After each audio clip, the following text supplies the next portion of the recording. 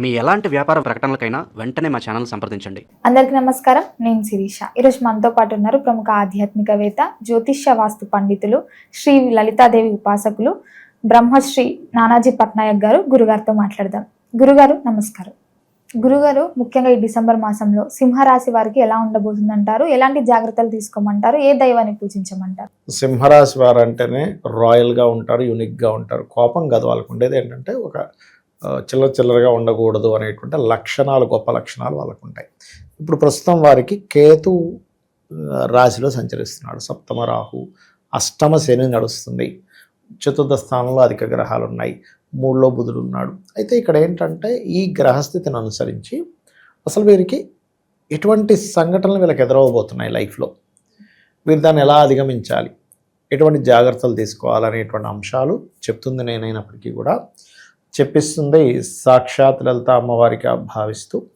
First of all ఏంటంటే ఎప్పుడైనా లగ్నంలో కేతువు యొక్క సంచారం, రాశి అనుకోండి, లగ్నం అనుకోండి, వీరికి ఏం చేస్తుందంటే స్పిరిచువల్ రంగాల్లో డెప్త్గా వెళ్ళడానికి అనుకూలిస్తుంది.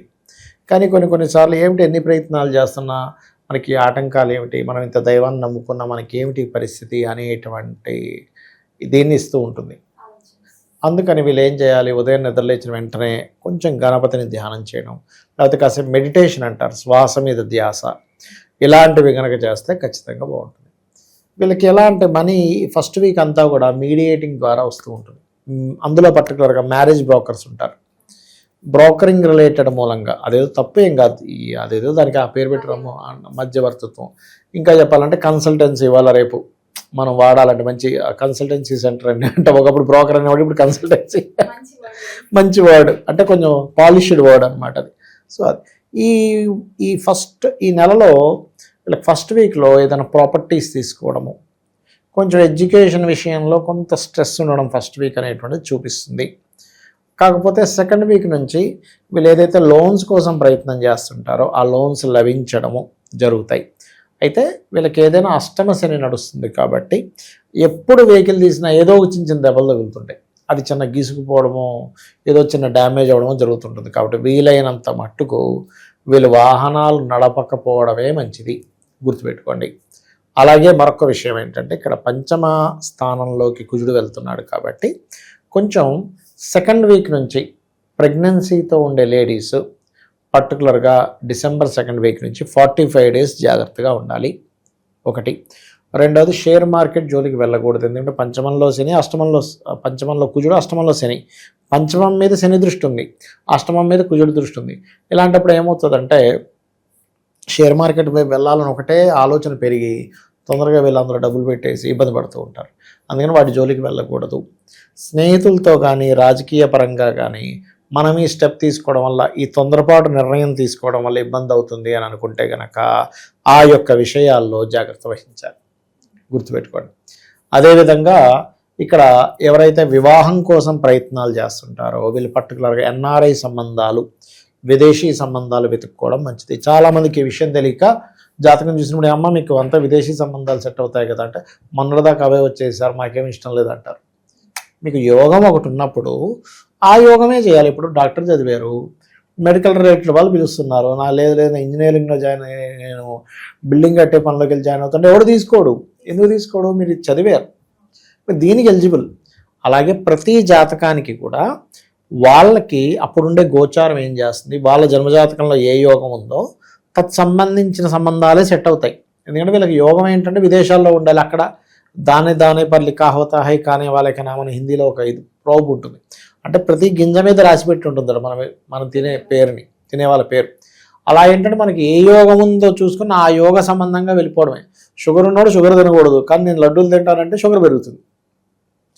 అట్లాగే వీళ్ళు ఎక్కువ విదేశీ సంబంధాలు వెతుక్కోవాలి. ఏదైనా పార్ట్నర్షిప్స్లో కూడా విదేశీ పార్ట్నర్షిప్స్, కొంతమంది ఎన్ఆర్ఐ అండి అతను, ఆయన ఇన్వెస్ట్మెంట్ చేస్తా అన్నాడు అంటుంటారు. ఆ ఎన్ఆర్ఐస్ రిలేటెడ్ సంబంధించి ఇన్వెస్ట్మెంట్స్ తీసుకోవడము ఇటువంటివి అద్భుతంగా ఉంటాయి వీరికి. అలాగే కాస్త ఫస్ట్ 20 డేస్ వీళ్ళకి సింహం వారికి వర్క్ ఫ్రమ్ హోమ్, ఇంటి నుంచి ఆపరేట్ చేసుకోవడం, ఇంటి నుంచి ధనయోగం రావడం, ఇటువంటివి అధికంగా చూపిస్తున్నాయి. ఓకే. అట్లాగే మరొక విషయం ఏంటంటే 12వ స్థానం 12వ ఇది ఎట్లా ఉంది ఏమిటి అని చెప్పి చూసుకున్నట్లయితే గతంలో చేసిన కొన్ని ఇన్వెస్ట్మెంట్స్ని తీసేసి మార్చేసుకుందాం అనేటువంటి ప్రయత్నం చేస్తారు ఈ సమయంలో చెప్పాలంటే. అండ్ అదేవిధంగా కొన్ని ఆటంకాలు ఉన్నాయి లగ్నంలో కేతు వాళ్ళు ఇందాక నేను చెప్పినట్టుగా. అండ్ అలాగే కొంచెం గతంలో ఎప్పటి నుంచో ఒక వాహనం కొనాలి, లేకపోతే ఇంటిని నీట్గా మనం చూడండి ఒకసారి ఇంటీరియర్ చేయించుకుంటూ ఉంటారు, అటువంటి వాటికి యోగం ఉంటుంది.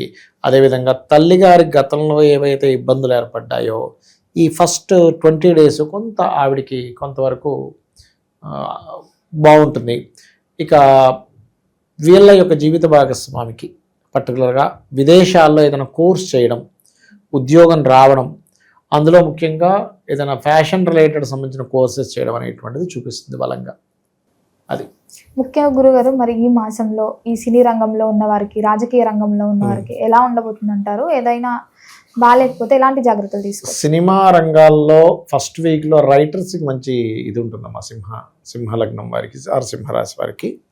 అయితే సినిమా రంగాల్లో పంచమంలోకి కుజుడు వెళ్తున్నాడు కాబట్టి ఫస్ట్ వీక్ తర్వాత యాక్షన్ మూవీస్ తీస్తుంటారు, లేకపోతే ఒక పోరాటము, ఒక రాజులకి సంబంధించినవి ఇట్లాంటివి, హిస్టరీ రిలేటెడ్, మిలిటరీ రిలేటెడ్, లేకపోతే ఒక fighting related, action related movies చేసేటువంటి వారికి కొత్త అవకాశాలు వస్తాయి. ఎందుకంటే మనకి ఏ గ్రహం యాక్టివ్గా ఉంది, ఏ గ్రహం అక్కడ ఫలితాలు ఇస్తుందో చూసుకోవాలి, తత్సంబంధంగా బాగుంటుంది. అయితే వీళ్ళు ఎక్కువగా దత్తాత్రేయుడిని, దక్షిణామూర్తిని లేదా ఆంజనేయ స్వామి ఆరాధన చేసుకున్నట్లయితే బాగుంటుంది వీరికి. గురుగారు, ఇంతవరకు మనము గోచార జాతకాల గురించి చెప్తున్నారు. సో వ్యక్తిగతంగా మన జాతకాలని ఎలా తెలియజేస్తారు గురుగారు? ఏం లేదమ్మా, ఫస్ట్ ఆఫ్ ఆల్ గోచార ఫలితం ఈజ్ ఇప్పుడు మార్కెట్ ఎట్లా ఉంది, బయట వాతావరణం ఎలా ఉంది అలాంటిది.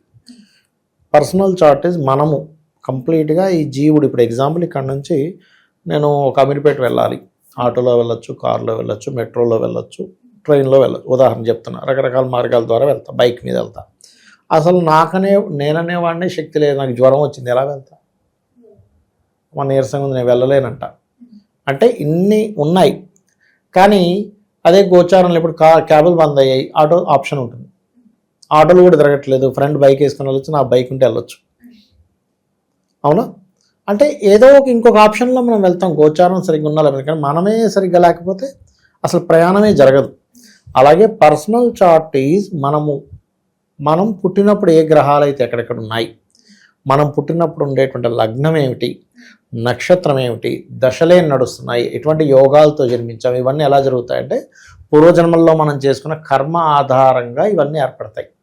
అంటే మనం మంచి రాయల్గా ఉంటాయి ఇంట్లో, మంచి తల్లిదండ్రులు, మంచి వాళ్ళతో పుట్టామంటే లగ్నం బాగుందని అర్థం. మంచి సంపాదన, కొంతమంది చోటు పెద్దగా చదవకపోయినా బాగా సంపాదిస్తారు, లక్షల కోట్లు సంపాదించేస్తున్నాడు. తీరా చూస్తే 7వ తరగతి చదువుకున్నాడు. నేను చూసే ఒక జాతకం 3వ తరగతి చదువుకున్నాడు, ఆయన సంతకం కూడా పెట్టరని రాజు, నెలకు ₹1,00,00,000 సంపాదిస్తున్నాడు. ఎట్లాగా అంటే అంతే ధనయోగం ఉంది, సంతకం కూడా పెట్టరని రాదు ఆయనకి, పెద్ద ఏజెన్సీ నడిపేస్తున్నాడు. ఏం చేస్తాం? అంతే. అంటే అతనికి టీము అంత అలా కుదిరారు.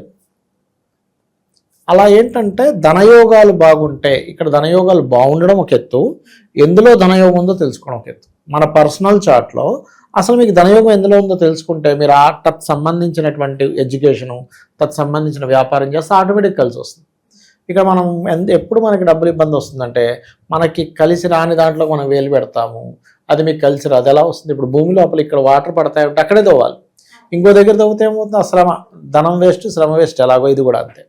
అలాగే కొంతమందికి అన్నదమ్ములతో గొడవలు ఉంటాయి. ఎందుకు ఉంటాయి అంటే మీరు పూర్వజన్మలో చేసిన అన్నదమ్ములతో, నక్కచెల్లెలతో చేసిన గొడవలు ఈ జన్మలో కర్మ రూపంలో వస్తుంది. అలాగే ఏం చదువుకోవాలి, అసలు ఏ దిశలో మీరు ఇల్లు కట్టుకుంటే మంచిది, ఆల్ డైరెక్షన్స్ ఈజ్ గుడ్.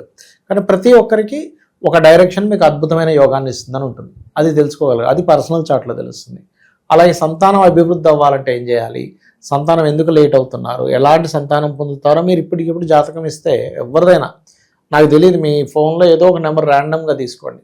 ఇప్పుడు మీరు ఫోన్ ఓపెన్ చేసి ఆయన్ని ఒక ర్యాండమ్గా కొడితే వాళ్ళ సంతానం గురించి ఇప్పుడు చెప్పచ్చు. ఎలా ఉంటారు, అమాయకంగా ఉంటారా, లేకపోతే స్పిరిచువల్గా ఉంటారా, అగ్రెసివ్గా ఉంటారా, ఫ్యామిలీని వదిలిపెట్టి ఉండడానికి ఇష్టపడతారా, ఫ్యామిలీతో ఉండడానికి ఇష్టపడతారా, అన్నీ తెలుస్తాయి. అట్లా సంతాన అభివృద్ధికి ఏం చేయాలి, అసలు ఎప్పుడు వివాహం చేసుకుంటే మంచిది. ఇప్పుడు చాలామంది మ్యారేజ్ మ్యాచింగ్స్ చూసామండి కానీ డివోర్స్లు అయిపోతున్నాయి అంటాం కదా. కారణం ఏమిటి అంటే వాళ్ళు కేవలం మ్యాచింగ్స్ చూస్తారు, కానీ వాళ్ళకి సరైన సమయమా కాదో చూడరు. This is right time or not. ఇప్పుడు IAS exams, IPS, civils exams start అయింది. నేను వెళ్ళిపోయి రాస్తానంటే ఎట్లా? నేను ఫస్ట్ ప్రిపేర్ అవ్వాలిగా.